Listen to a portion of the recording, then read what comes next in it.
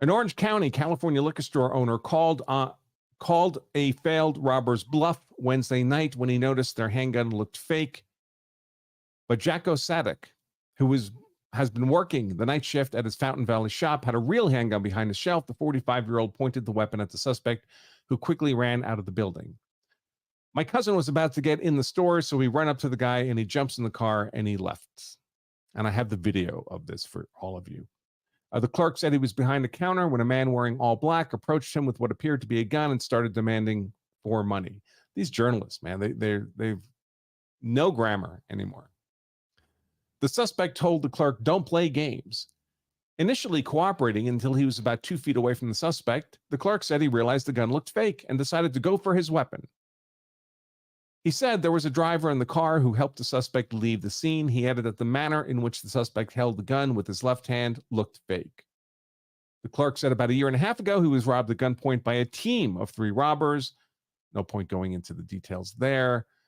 Fountain Valley police told the store owner Wednesday night they would run DNA tests using the suspect's handprint on the counter. Good luck with that.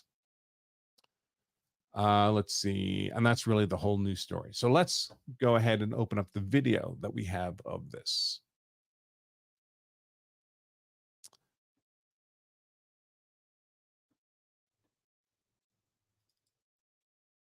Turn the tables on a would-be robber.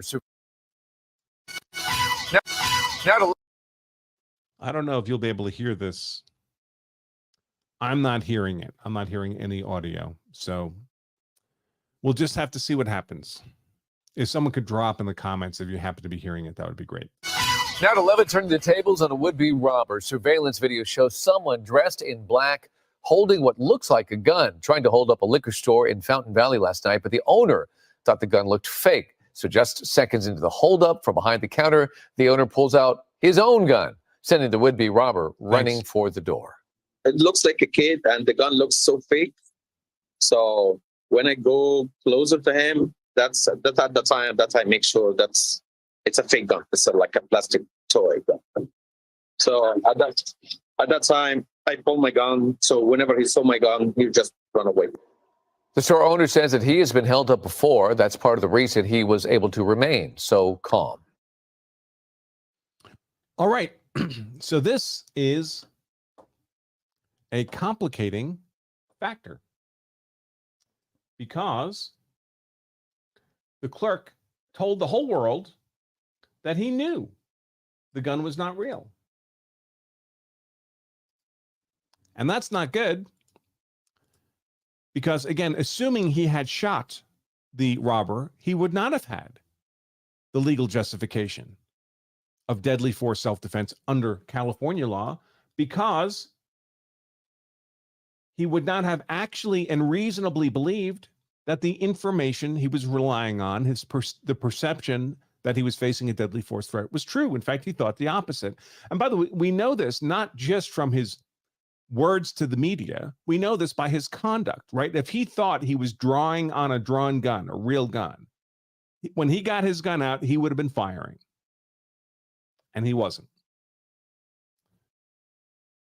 But he tells us himself, we see in both the news article and in his statement on television news here, that before he even went for his gun, he knew it was the robber's gun was not real. He knew he was not facing a deadly force threat.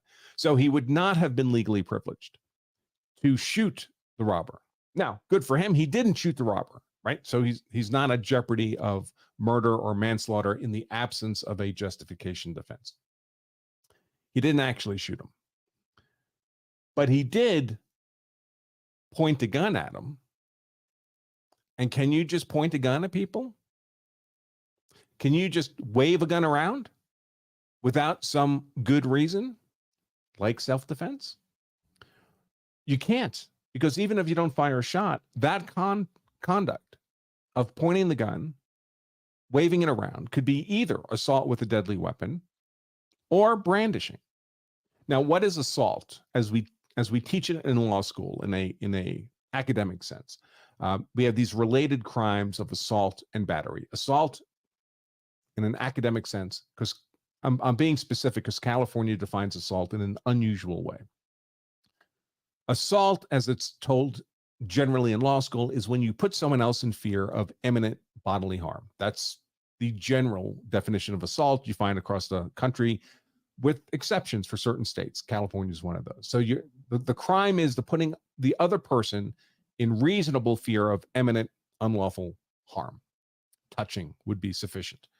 An aggravated assault is when you're putting them in reasonably perceived imminent fear of deadly force harm. Are you doing that when you point a gun at someone for the purpose of changing their behavior, to make them aware you have a gun and are prepared to use it? Yeah, you're committing aggravated. That's all the check boxes for the law school definition of assault. You're putting someone in imminent fear of deadly force harm. Now, of course, you might be able to justify that as self-defense if you have a self-defense justification. But if you don't, you've simply committed the crime of assault with a deadly weapon, to wit, a firearm, a serious felony, good for many, many years in prison. Okay, I found this on the felony, but for many, many years in prison. Check it. Alexa on my laptop just started talking to me for no good reason. All right, so there's the related crime of battery. The battery would be the actual touching itself. So in this context, it would be the shot into the armed robber, but no shots were fired. So there's no argument for battery here. At worst, it would be an assault. But this is California. Now, in most other states that have the generalized definition of assault I just described, this clerk would be on the hook for assault with a deadly weapon, aggravated assault with a deadly weapon. California doesn't define assault as the act of putting someone in fear of imminent deadly force harm. They define assault as an attempted battery. So you tried to do the unlawful touching and you failed.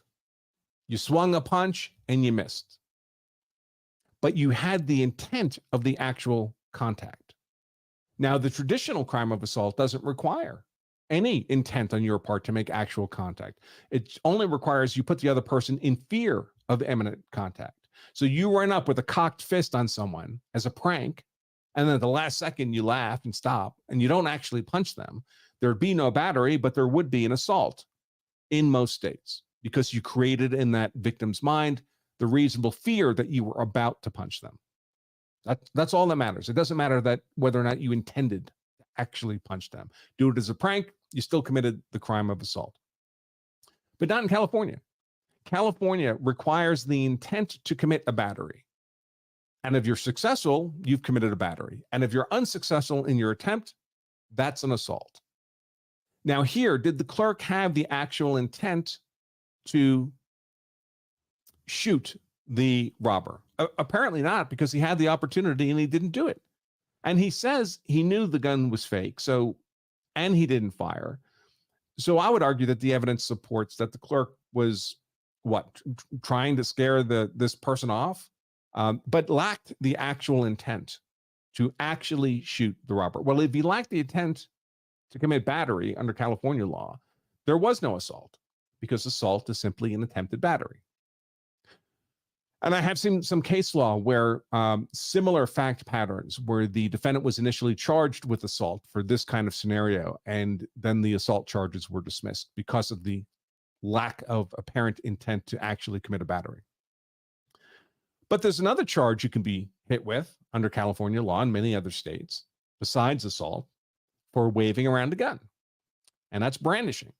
Brandishing is waving around a gun in a threatening manner.